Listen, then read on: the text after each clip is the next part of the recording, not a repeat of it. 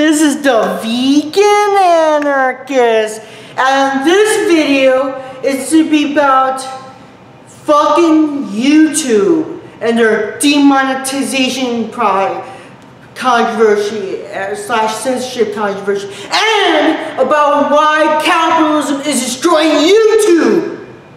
You hate? Well, let me give you a background. Basically YouTube have been doing this for a while. So and eventually Philip DeFranco has his video monetized, one of his social justice warriors, a few of them. So he tweeted it, and ever since then his sheep and all have been storming YouTube with the hashtag YouTube party is over, or whatever the hell that hashtag is.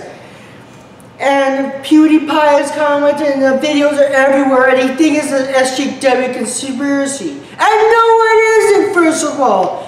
Even SJWs are having their videos demonetized.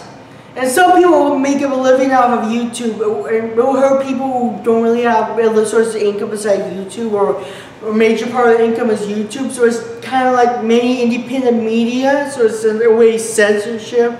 Though not explicit, not like stage censorship.